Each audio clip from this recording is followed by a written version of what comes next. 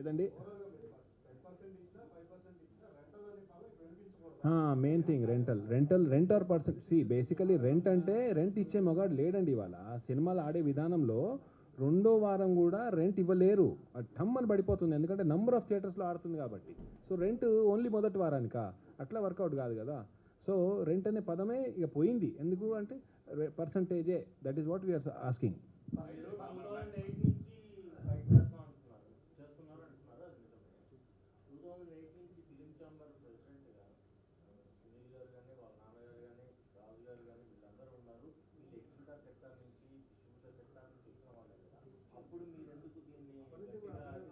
Sir ఉన్నది 2012లో KS Ramarao గారు లెటర్ ఇచ్చారు ఒకటి, తెలుగు ఫిలిం ఛాంబర్కి వెళ్ళి ఓ లెటర్ ఉంది.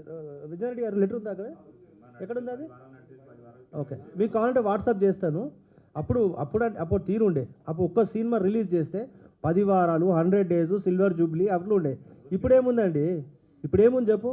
ఫస్ట్ వీక్ 20 లక్షల షేర్ వస్తే నెక్స్ట్ సెకండ్ వీక్ 2 లక్షలు వస్తలేదు.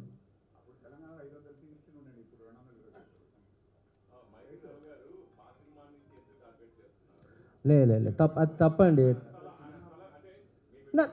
సరే అదే ఓకే. మాకు మీ మీ ప్రెస్ మీ ప్రెస్ మీడియా వల్ల మెగాస్టార్ గురుగారు తానికిట తోలుకపోతే మాకు 5గురం వస్తాము, మా బాధ చెప్పుకుంటాం.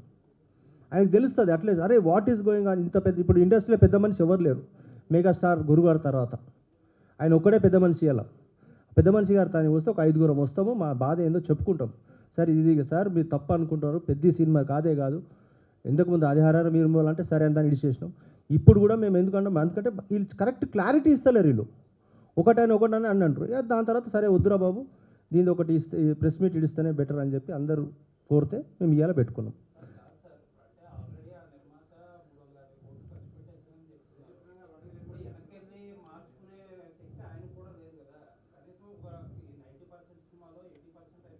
సార్ మై మీడియా అంటున్నాం, అదే మేమంటాం we are not keeping any restrictions అస్సలు పెడతలేము. ఏది ఈ పెద్ద సినిమాకు సినిమాకు మేము పెడతలేము.